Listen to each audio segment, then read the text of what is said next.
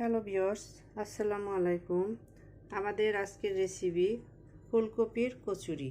তো চলুন রেসিপি ভিডিওটি শুরু করা যাক।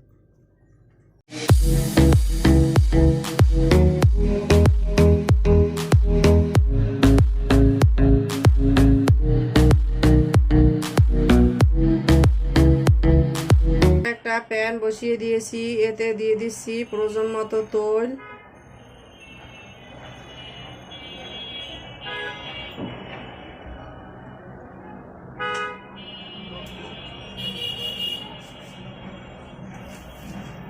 দিয়ে দিচ্ছি পেঁয়াজ কুচি,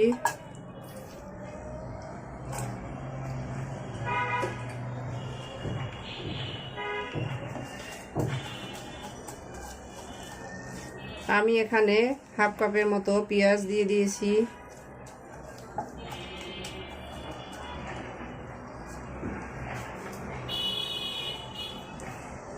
দিয়ে দিচ্ছি সামান্য লবণ, এতে করে পেঁয়াজটা খুব সহজে নরম হয়ে আসবে। পেঁয়াজটা কিছুটা নরম হয়ে আসছে, এখন এর ভিতরে দিয়ে দিচ্ছি কাঁচামরিচ কুচি। এখানে আমি 4-5টা কাঁচামরিচ কুচি করে দিয়ে দিয়েছি। ঝালটা আপনারা যেমন খেতে চান সেটা বুঝে দিয়ে দিবেন। আদা রসুনের পেস্ট দিয়ে দিচ্ছি 1 টিস্পুন।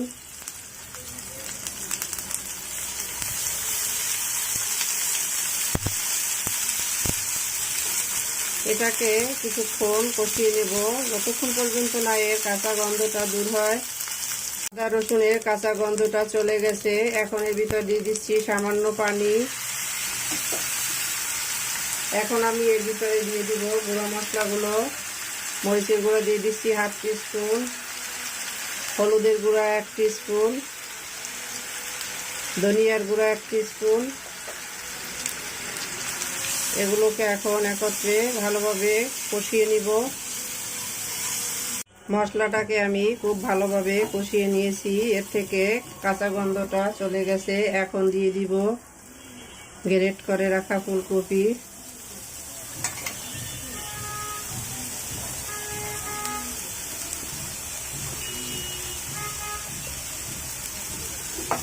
এগুলোকে মশলার সাথে উল্টে পাল্টে মিশিয়ে নিব।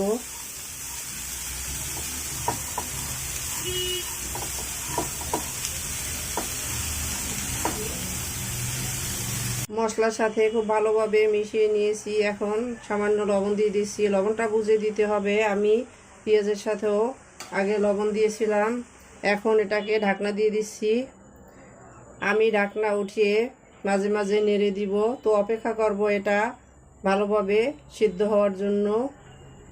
ঢাকনাটা তুলে নিচ্ছি।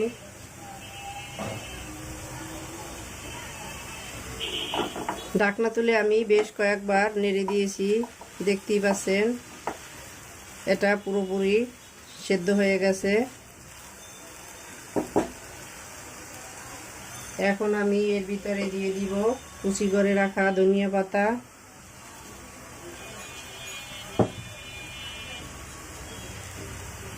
ধনিয়া পাতাটার সাথে মিশিয়ে দিচ্ছি।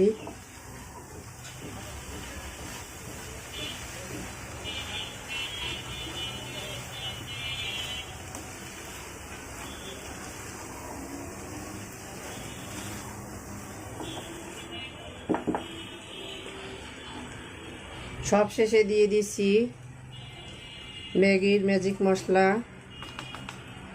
এটা হাতের কাছে থাকলে অবশ্যই দিবেন, এতে করে এর টেস্টটা দ্বিগুণ হয়ে যায়। করার জন্য এখানে আমি মেজারমেন্ট কাপের 3 কাপ আটা নিয়ে নিয়েছি। দিয়ে দিচ্ছি স্বাদমতো লবণ, দিয়ে দিচ্ছি তেল। আমি এখানে প্রায় 2 টেবিল চামচের মতো সয়াবিন তেল দিয়ে দিয়েছি। দিয়ে দিচ্ছি 1 টিস্পুন চিনি। এখন আমি হাতের সাহায্যে এগুলোকে ভালোভাবে ময়ান করে নিব।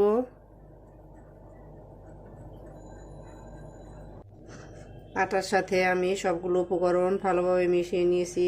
এখন অল্প অল্প করে পানি দিচ্ছি আর ডোটাকে তৈরি করে নিচ্ছি।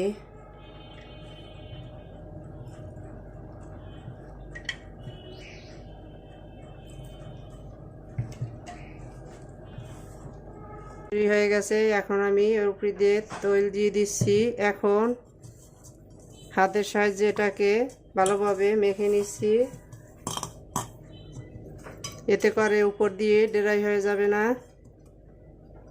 এখন এটাকে ঢাকনা দিয়ে রেস্টে রেখে দিচ্ছি 20 মিনিটের জন্য। তো ফিরে আসছি 20 মিনিট পরে। 20 মিনিট পরে ঢাকনাটা তুলে নিচ্ছি। দেখতেই পাচ্ছেন আমাদের ডোটা সেট হয়ে গেছে। এখন আমি আরও কিছুক্ষণ এটাকে মথে নিব। ডোটাকে খুব ভালোভাবে মথে নিয়েছি। এখন আমি এটা দিয়ে ছোট ছোট লিচি কেটে নিব।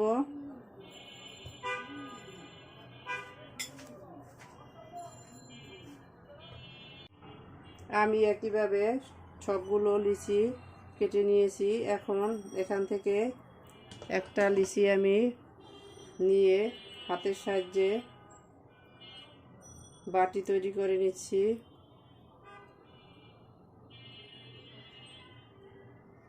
এখন এর ভিতরে দিয়ে দিব তৈরি করে রাখা পুর।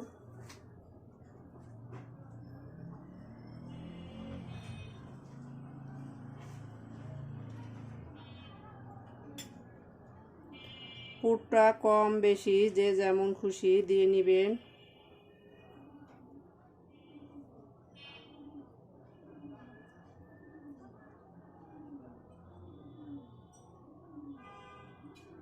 এভাবে লক করে দিব যাতে করে পুরটা বেরিয়ে না আসে।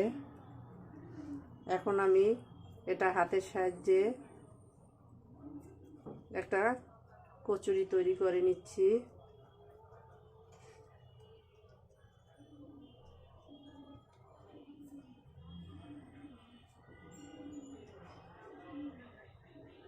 দেখতেই পাচ্ছেন কতটা সহজে একটা কচুরি তৈরি হয়ে গেছে। এর কোনো অংশ থেকে পুর বেরিয়ে আসে নাই। তো আমি আরও একটা কচুরি তৈরি করে দেখিয়ে দিচ্ছি। আর একটা লিচি নিয়ে নিলাম, এটাকেও হাতের সাহায্যে এভাবে বাটি তৈরি করে নিচ্ছি।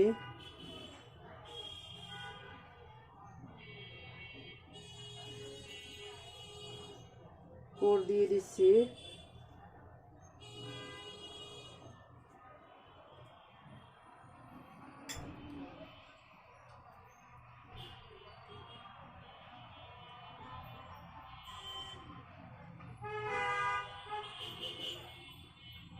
এভাবে টেনে টেনে আস্তে আস্তে লক করে দিতে হবে।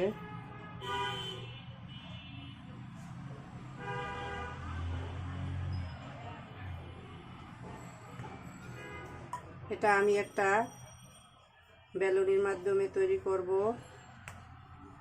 খুব হালকা হাতে আস্তে আস্তে প্রেস করলে এভাবে তৈরি হয়ে যাবে।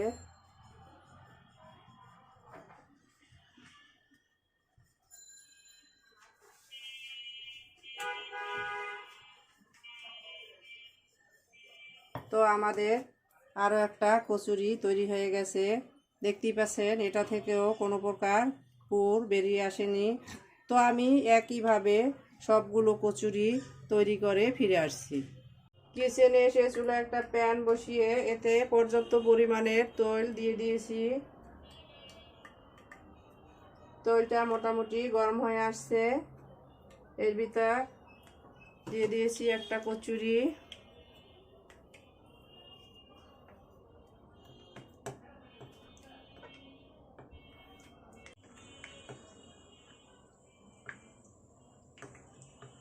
উপর দিয়ে চামচের সাহায্যে তৈল উঠিয়ে দিচ্ছি।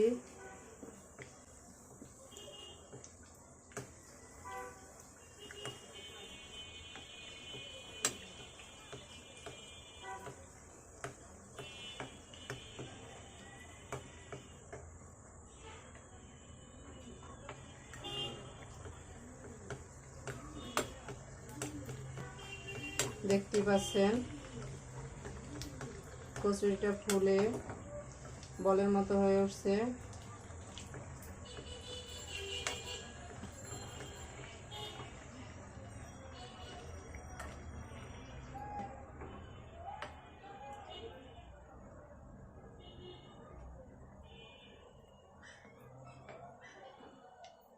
আমি হালকা আছে এটাকে গোল্ডেন ব্রাউন করে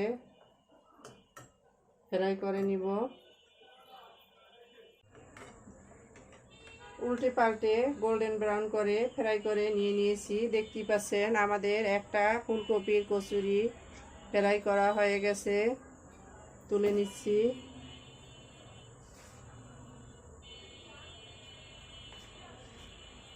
আর একটা দিয়ে দিলাম।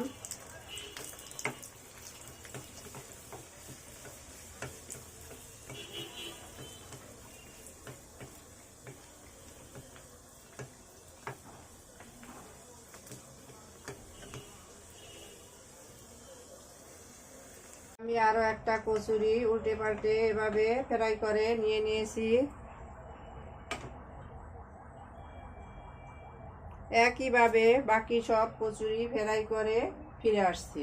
সবগুলো কচুরি ফ্রাই করা হয়ে গেছে দেখতেই পাচ্ছেন। এখন এগুলোকে সার্ভ করে নিব। তো চলুন সার্ভ করে নেওয়া যাক। সার্ভ করে নিলাম আমরা আমাদের ফুলকপির কচুরি। দেখতেই পাচ্ছেন কতটা অসাধারণ হয়েছে। আমাদের রেসিপি ভিডিওটি ফলো করে আপনারাও তৈরি করে দেখবেন। কমেন্ট সেকশনে জানিয়ে দিবেন কেমন হয়েছিল আমাদের রেসিপি ভিডিওটি। লাইক, কমেন্ট, শেয়ার, সাবস্ক্রাইব করে আমাদের পাশে থাকবেন। আল্লাহ হাফেজ।